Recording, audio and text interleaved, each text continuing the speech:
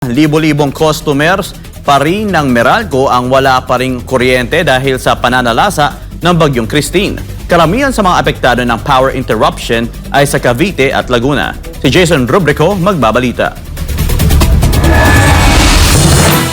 Nitong gabi ng Huwebes, ika-24 ng Oktubre, pumalo sa mahigit kalahating milyong customer ng Meralco ang walang supply ng kuryente. Yan ay dulot ng pananalasa ng Bagyong Christine.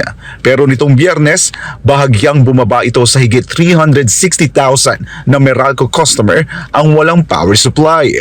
Karamihan sa mga apektadong customer ay mula sa lalawigan ng Cavite, Laguna at Batangas at ilang bahagi ng Metro Manila, Rizal, Bulacan at Quezon.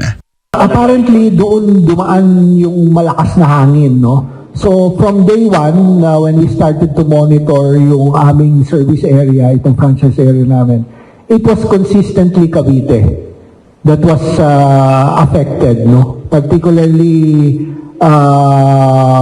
heavy sa Noveleta, Dasmariñas, Cavite City, Silang Tagaytay at Bacoor. Yun yung talagang mga tinamaan. 40 poste ng Meralco ang natumba dahil nadaganan ng mga natumbang puno dulot ng malakas na hangin at ulan na dala ng bagyo. Wala namang hinto ang restoration activities ng nasabing power company. Sabi ng Meralco, may ilang lugar ang bahagya lamang matatagalan ang pagbalik ng kuryente lalo na sa mga binahang lugar dahil kailangan munang pahupain ito bago ayusin para sa kaligtasan ng kanilang mga tauhan. Unti-unti nang bumababa, so inaantay lang natin na fully siguro natin na safe na i-restore. Ang ginagawa namin, once pwede na mag-restore, mainline agad yung binabalikan namin ng serbisyo. And then, after the main lines, makikita namin kung may trouble spots pa o trouble area sa lateral. At yun na yung mapping up operation natin.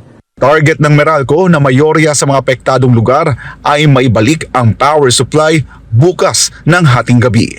Para sa Diyos at sa Pilipinas kumahal, ako si Jason Rubrico, SM9 News.